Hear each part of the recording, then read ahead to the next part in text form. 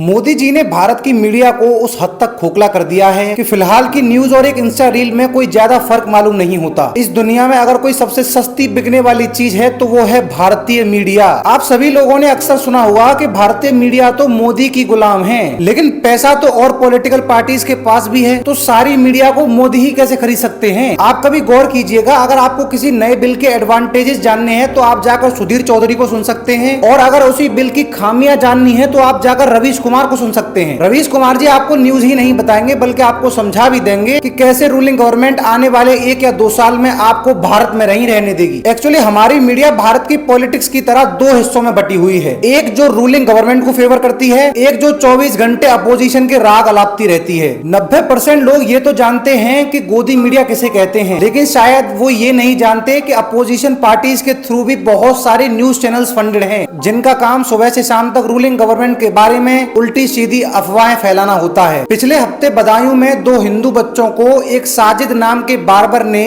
गला काटकर उनकी निर्मम हत्या कर दी थी। अब ये घटना सच में बहुत भयावह थी। एक अच्छी और जिम्मेदार मीडिया की ये ड्यूटी बनती थी कि उस न्यूज को जल्दी से जल्दी और 100% फैक्ट्स के साथ ऑडियंस के पास पहुंचाया जाए। लेकिन यहाँ सरप्राइजिंग फैक्ट ये है दोस्तों कि जो रवीश कुमार छोटे से छोटे इंसिडेंट हो जाने के बाद 20 से 25 मिनट में अपनी वीडियो जाहिर करके पूरी दुनिया को बता देते हैं कि गवर्नमेंट भारतीय निवासियों के साथ सही नहीं कर रही है। बदायूं की उस घटना पर रवीश कुमार जी कुछ नहीं बोले, और जितनी भी मीडिया की लेफ्ट लॉबी है उन सभी ने यह ट्राई किया कि इस इंसिडेंट को जितना जल्दी से जल्दी दबाया जा सके उतना ही अच्छा है। अभी रिसेंटली सोनम वांगचुक अपने 21 दिन की भूख हड़ताल तोड़कर हॉस्पिटल में भर्ती हुए हैं। वो गवर्नमेंट से लेह लद्दाख को 6 शेड्यूल में शामिल कराना चाहते हैं और अपने लेह लद्दाख को स्टेटहुड का दर्जा दिलाना चाहते हैं। लेह लद्दाख में रह रहे लोग ज्यादातर ट्राइबल्स हैं, तो वो चाहते हैं उन ट्राइबल्स को उनका दर्जा दिया जाना चाहिए। उनकी एक और मांग ये भी है कि वो लद्दाख से 2 लोकसभा के मेन रिप्रेजेंटेटिव चाहते हैं। ये सारी डिमांड वो नहीं जो सोनम वांगचुक गवर्नमेंट से कर रहे हैं। एक्चुअली ये सारे वादे वो हैं जो बीजेपी ने धारा 370 इंप्लीमेंट करने के टाइम पर